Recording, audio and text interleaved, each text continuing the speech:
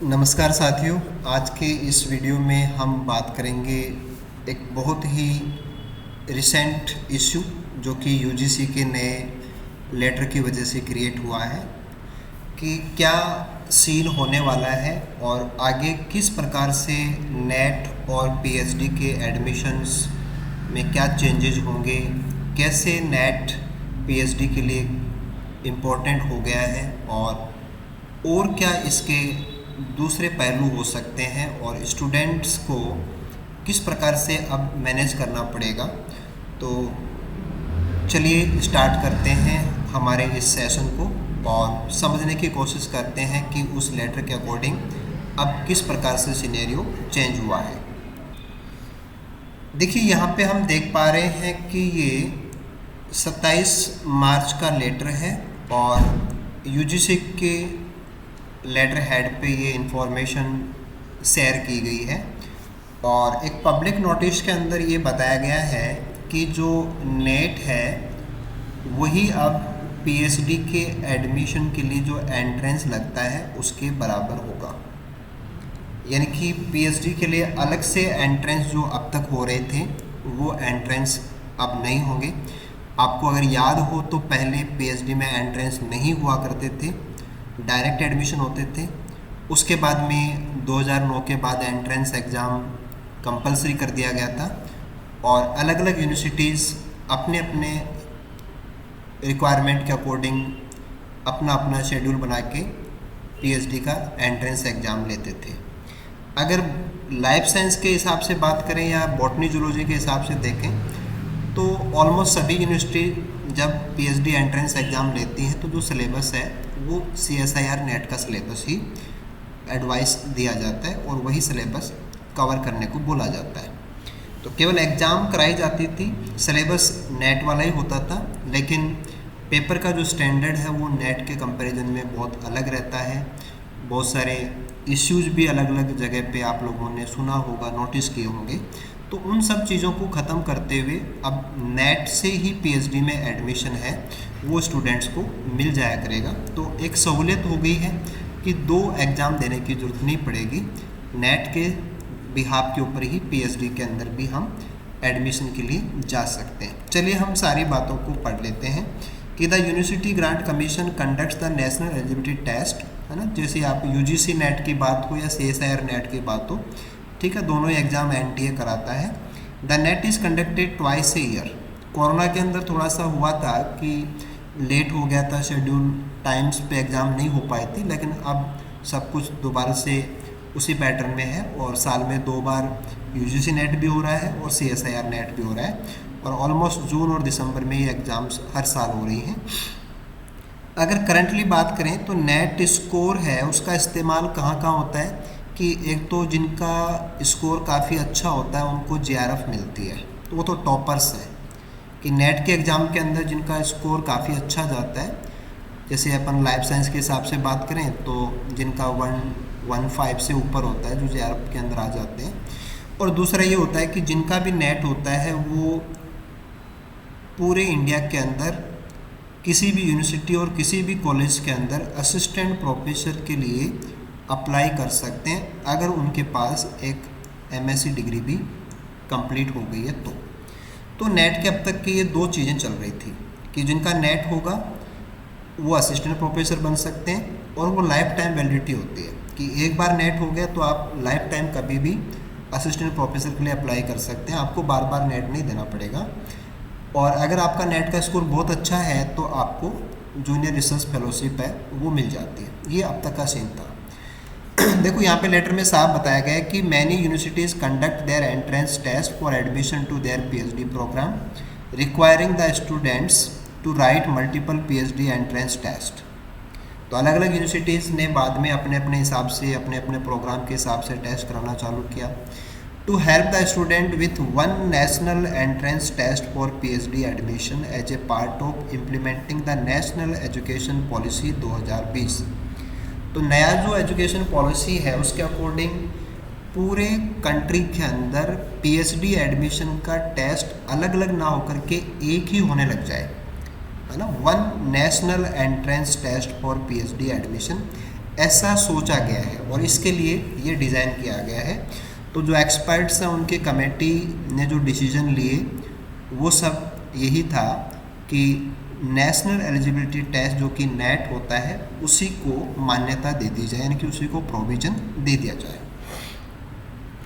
ठीक है, कमेटी का जो रिकमेंडेशन रहा है जो कि यूजीसी की 578वें नंबर की मीटिंग जो कि 13 मार्च को हुई थी, तो वहाँ पे ये डिसाइड किया गया कि UGC had decided that from the academic session 2024-25 कि नेक्स्ट ईयर से ना कि अब जो पीएचडी के एंट्रेंस का जो सिस्टम है उसकी जगह पे अब ये नया रूल लागू हो जाएगा कि NET score can be use to admission to PhD programme in place of entrance test. तो एंट्रेंस टेस्ट ख़त्म हो गया है और उसकी जगह पे नेट का जो स्कोर है या जो टेस्ट में स्कोर आता था वो अब टेस्ट ही बंद हो गया, तो टेस्ट के स्कोर की जगह पे नेट का स्कोर है वो काम में लेना पड़ेगा।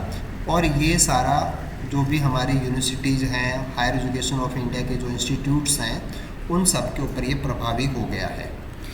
तो जून 2024 से आगे, यानी कि अब तक जिनके एंट्रेंस के एडवर्टाइजमेंट आ गए हों, जिनका एग्ज़ाम होना है, वो तो पुराने पैटर्न से हो जाएंगे, लेकिन जून 2024 के बाद में net candidate will be declared eligible in 3 categories. तो जिनका नेट हो गया है उन्हीं का पीएचडी में एडमिशन होगा और नेट से ही सारी चीज़ें कनेक्ट हो जाएंगी। तो कैसे कैसे कनेक्ट होंगी, चलिए उसको देखते हैं। पहला है कैटेगरी 1। तो यहाँ जो स्टूडेंट्स होंगे नेट क्वालिफाइड के लिए, सारा का सारा आप ध्यान देना कि eligible for admission to PhD with JRF. तो जिनका स्कोर ज़्यादा है उनका पीएचडी में एडमिशन भी हो जाएगा और उनको फेलोशिप में मिला करेगी। और जिनका नेट हो गया है वो असिस्टेंट प्रोफेसर के लिए तो एलिजिबल होते ही होते हैं। एक तो पहली कैटेगरी जो कि सबसे टॉप पे है, क्योंकि जेआरएफ उन्हीं को मिलेगा जिनका स्कोर सबसे हाई रैंक के साथ में रहता है, यानी कि जो टॉपर्स हैं वो। दूसरा है क्राइटेरिया नंबर कैटेगरी 2 वाला।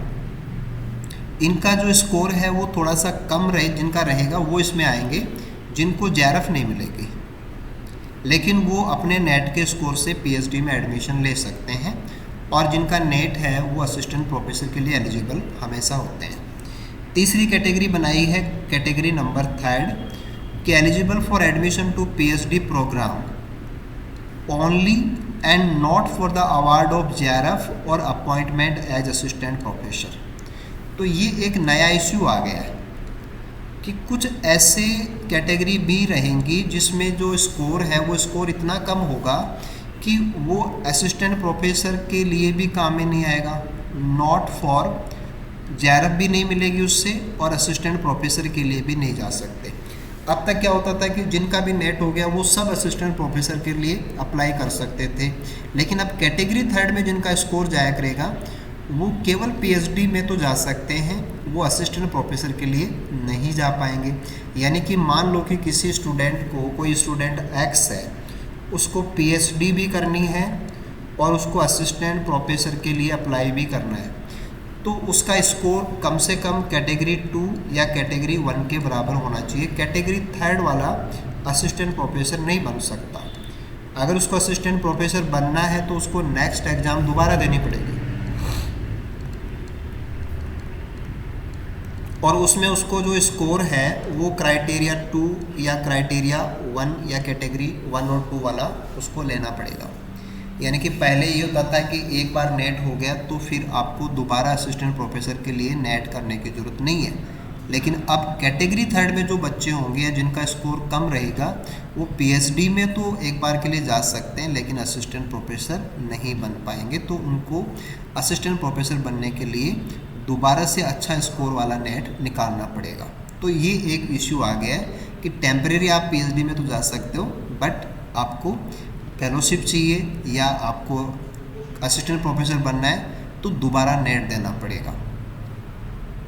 देखो यहाँ पे ये सारा कंक्लूजन किया हुआ है कि कैटेगरी फर्स्ट वाले हैं उनको फेलोशिप भी मिल जाएगी, वो असिस्टेंट प्रोफेसर भी बन जाएंगे, तो उनका जेआरएफ भी है, वो असिस्टेंट प्रोफेसर भी बन जाएंगे और पीएचडी के एंट्रेंस में भी वो शामिल हो सकते हैं। कैटेगरी 2 वाले हैं वो उनको जेआरएफ नहीं मिलेगी क्योंकि उनका स्कोर कम रहता है, असिस्टेंट प्रोफेसर बन सकते हैं और पीएचडी एडमिशन में भी जा सकते हैं। अगर क्राइटेरिया थर्ड में रह गए तो वो केवल पीएचडी एडमिशन में जा सकते हैं। उनको असिस्टेंट प्रोफेसर बनने के लिए एक अच्छे स्कोर के साथ में नेट दोबारा निकालना पड़ेगा। तो जैसे पहले होता था कि किसी का नेट नहीं है लेकिन वो पीएचडी में एंट्रेंस से आ जाते थे, वैसे अब भी नेट के लोअर स्कोर के साथ पीएचडी में तो आ सकते हो, बट असिस्टेंट प्रोफेसर के लिए वो वाला कैटेगरी थर्ड मान्य नहीं होगा। जब भी किसी कॉलेज में यूनिवर्सिटी में असिस्टेंट प्रोफेसर बनने की बात आएगी तो दोबारा से कैटेगरी सेकंड या कैटेगरी वन के बराबर का स्कोर निकालना पड़ेगा। यानी कि जो नेट का इम्पोर्टेंस है वो बढ़ गया है। नेट का जो इम्पोर्टेंस है ये काफ़ी ज़्यादा इम्प्रूव हो गया है कि सब कुछ नेट से ही होने लग गया, कि आपको फेलोशिप है वो भी उसी एग्ज़ाम के हाई स्कोर पे डिपेंड कर रही है, असिस्टेंट प्रोफेसर का क्राइटेरिया उसी पे शामिल हो गया और पीएचडी वाला भी उसी के ऊपर ऐड कर दिया गया। तो अब स्टूडेंट्स को ये क्लियर कर लेना चाहिए कि उनको नेट जो है वो बहुत अच्छे स्कोर के साथ निकालना है, यानी कि गुड स्कोर के साथ। यानी कि आपकी कोशिश होनी चाहिए कि आप कैटेगरी फर्स्ट या एटलीस्ट कैटेगरी सेकंड के बराबर का स्कोर ज़रूर निकालें। इसके बाद में और भी कुछ चीज़ें इस लेटर में लिखी हुई हैं, उनको भी समझना बहुत ज़रूरी है क्योंकि वो भी बहुत इंपॉर्टेंट है कि the result of NET will be declared in percentile along with the marks obtain by a candidate to utilise the marks for the admission to PhD. तो ये तो हम नेट के रिजल्ट में देखते ही हैं कि जो रिजल्ट है जहाँ पे 2 शिफ्ट में एग्ज़ाम होता है, जैसे कि लाइफ साइंस का अपना, तो उसमें परसेंटाइल भी है और जिनमें एक ही पेपर होता है उनमें मार्क्स आते हैं। तो परसेंटाइल सिस्टम हो, मार्क्स सिस्टम हो, उनको काम में लिया जाएगा पीएचडी एडमिशन के लिए। तो परसेंटाइल अलॉन्ग विथ मार्क्स कि कितने नंबर बन रहे हैं और परसेंटाइल में कहाँ स्टैंड कर रहे हो, ये चीज़ें एडमिशन के काम आएंगी। और the JRF qualified students are admitted into PhD programme based on an interview. तो जो पहले सिस्टम होता था वो सिस्टम जेआरएफ वालों के तो सेम ही है कि अब भी जेआरएफ होने पे उनको टेस्ट कुछ नहीं देना पड़ेगा। पहले टेस्ट में उनको बैठना पड़ता था, अब टेस्ट तो हटा ही दिया गया है। टेस्ट की जगह पे नेट का स्कोर ही काम में आ रहा है। तो जेआरएफ तो नेट का अपर स्कोर ही तो होता है। तो सेम एग्ज़ाम से ही केवल इंटरव्यू देना पड़ेगा। जो रिसर्च बोर्ड बैठता है उस रिसर्च बोर्ड के सामने आपको अपना जो प्रेजेंटेशन है वो देना पड़ेगा, आपका पर्सनल इंटरेक्शन होगा, उसी के बिहाफ के ऊपर जो स्कोर सीट बनेगी उससे एडमिशन हो जाएगा। लेकिन अगर वो बच्चे for students who qualified in category second और थर्ड, कि जिनके पास जेआरएफ नहीं है, विदाउट जेआरएफ वाले हैं ये,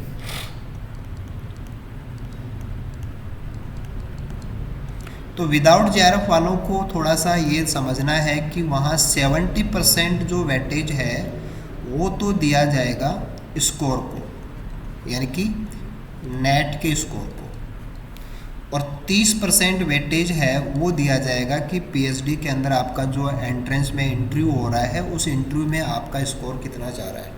तो 70 + 30 कर दिया है कि 70% जो मार्क्स हैं वो तो आपके नेट में जो आए उनसे आएंगे और 30% जो मार्क्स हैं वो आपका जो इंटरव्यू चल रहा है या जो इंटरव्यू हो रहा है वहाँ से आपको लेने पड़ेंगे। और फिर दोनों का स्कोर मिला करके द पीएचडी में एडमिशन आपका होगा या नहीं होगा, ये इस चीज़ पे डिपेंड करता है कि आपके कंबाइंड मेरिट है वो क्या बन रही है। यानी कि आपके नेट का स्कोर का 70% और 30% जो आपका इंटरव्यू का स्कोर है, यानी कि दोनों के अंदर जो आपके स्कोर आ रहे हैं उसका फाइनल मेरिट बनेगा। उस फाइनल मेरिट से आपका सिलेक्शन है, वो मेरिट में आप आए या नहीं आए, इस पे डिपेंड करेगा। इसके बाद में लास्ट पॉइंट्स पे और पढ़ लीजिए कि the marks obtain in the NET by the candidate in category second and third will be valid for period 1 year for admission to PhD. ये बहुत इंपॉर्टेंट बात हो गई है कि अब आपको अगर आपने नेट निकाल भी लिया और नेट अगर आपका कैटेगरी सेकंड और थर्ड में जाता है तो आपका 1 साल के अंदर अंदर पीएचडी में कहीं एडमिशन हो जाता है तो ठीक, अगर नहीं हुआ तो आपको दोबारा से नेट देना पड़ेगा। यानी कि आपको जहाँ भी पीएचडी का एंट्रेंस एग्ज़ाम जो होता था वहाँ पे जब भी अब एडवर्टाइजमेंट निकलेगा, पीएचडी की सीटें निकलेंगी, तो आपको जल्दी से जल्दी वहाँ एडमिशन लेने की कोशिश में जाना पड़ेगा। अगर आप 1 साल से लेट हो गए तो आपको दोबारा नेट देना पड़ेगा। तो 2 चीज़ें निकल के आ रही हैं। अगर एक तो आपका फेलोशिप वाला इश्यू है तो नेट आपको दोबारा देना ही पड़ता है, वो तो अब भी देते हैं। अगर आपको क्राइटेरिया थर्ड में आप चल रहे हो तो आपको असिस्टेंट प्रोफेसर के लिए नेट दोबारा देना पड़ेगा। और अगर पीएचडी आपका 1 साल के अंदर अंदर स्टार्ट नहीं हुआ तो भी आपको दोबारा नेट देना पड़ेगा, चाहे आप कैटेगरी सेकंड के ही क्यों ना हो। तो ये एक इम्पॉर्टेंट पॉइंट इसमें से निकल के आ रहा है कि अब नेट आपको बार बार देना पड़ेगा, यानी कि जब तक आपका पीएचडी में कहीं एडमिशन नहीं हो जाता आपको बार बार देना पड़ेगा। अगर आप कैटेगरी 1 में है तो नहीं देना पड़ेगा। कैटेगरी 1 वालों के लिए जो जेआरएफ की वैलिडिटी है वो अभी 2 साल चल रही है, तो कैटेगरी 1 वालों के लिए लागू नहीं है, लेकिन कैटेगरी 2 एंड 3 वालों के लिए ये चीज़ लागू हो जाएगी। और फाइनली कि the notification and bulletin of information of NET will be issued by the agency shortly. तो थोड़ा सा आप माइंड मैकअप करके रखें कि जो जून का एग्ज़ाम है उसका नोटिफिकेशन एनटीए की साइट पे आने वाला है। तो माय डियर फ्रेंड्स, बहुत ही अलग थोड़ा सा सीन बना है, लेकिन अगर थोड़ा सा आप इसको समझ पा रहे हैं तो ऐसा है कि आप इसी एग्ज़ाम के अंदर जून 2024 का जो एग्ज़ाम है उसी में आप थोड़ा सा कोशिश कीजिए और एक बड़ा स्कोर निकालिए ताकि आप कैटेगरी 1 के अंदर आ जाएं। तो आपके सारे इश्यू सोल्व हो जाएंगे, आपका जेआरएफ का इशू भी सोल्व हो गया, आप एलिजिबल भी हो गए असिस्टेंट प्रोफेसर के लिए भी, और आप पीएचडी के लिए भी एलिजिबल हो गए। तो my side good luck to all of you, और उम्मीद करता हूँ कि इस लेटर में जो बातें बताई हैं, जो पब्लिक नोटिस में शेयर किया गया है, सारे इश्यूज़ को आप अच्छे से समझ पाए हैं। और अब आपका जो डिसीजन है वो आपके लिए इम्पोर्टेंट हो जाएगा। और पर्सनल सजेशन मैं आपको यही देना चाहूँगा कि आप अच्छा स्कोर निकालिए। और स्पेसिफिकली जो लाइफ साइंस के स्टूडेंट्स हैं वो एक पूरा ही इस चीज़ पे हमेशा ही आपको रहना होता है कि आप अपना स्कोर है वो 120 प्लस स्कोर निकालने की कोशिश कीजिए। अगर आपको एक अच्छा स्कोर निकालने में कोई इश्यू है, कहीं आपको कोई टेक्निकल प्रॉब्लम है या कोई पॉइंट्स आपके क्लियर नहीं हैं, कुछ डाउट्स आपके हों या कुछ भी आपको पूछना है, तो वीडियो के डिस्क्रिप्शन लिंक के अंदर ये नंबर दिए हुए भी हैं। मैं यहाँ पे नंबर लिख भी देता हूँ कि आप हमें डायरेक्टली कांटेक्ट कर सकते हैं। व्हाट्सएप के ऊपर आप पूछ सकते हैं, वीडियो के कमेंट में भी आप पूछ सकते हैं।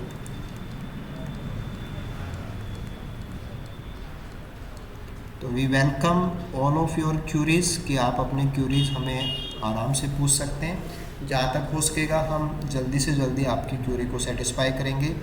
और भी किसी प्रकार की आपका क्यूरी हो एग्ज़ाम को लेके, स्कोरिंग को लेके, यूनिट्स को कवर करने को लेके, क्वेश्चन प्रैक्टिस को लेके, तो आप फ्रीली हमसे पूछ सकते हैं। Many good luck to all of you. तो आप सभी को हमारी तरफ से ढेर सारी शुभकामनाएं। और यहाँ आप स्क्रीन पे देख पा रहे हैं कि हमारी तरफ से 2024 जून के अंदर आपका बहुत अच्छा रिजल्ट हो, उसके लिए हमारे कुछ कोर्सेज भी अवेलेबल हैं। लाइफ साइंस के लिए नेट के लिए आप CSIR नेट का हमारा जो मास्टर कोर्स है उसको काम में ले सकते हैं। इसका लिंक भी डिस्क्रिप्शन बॉक्स में मिल जाएगा। साथ में हमारा फर्स्ट ग्रेड बायोलॉजी के लिए भी जो कोर्स है वो अवेलेबल है, उसका कोर्स भी हम प्रोवाइड करा देंगे।